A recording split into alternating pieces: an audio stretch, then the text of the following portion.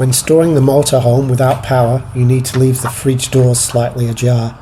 The fridge comes with two mechanisms, one for the freezer and one for the fridge, that allow you to store the motorhome with the doors slightly ajar. When you want to return the fridge to normal operation, simply reverse the two mechanisms and shut the doors, and they will lock as normal.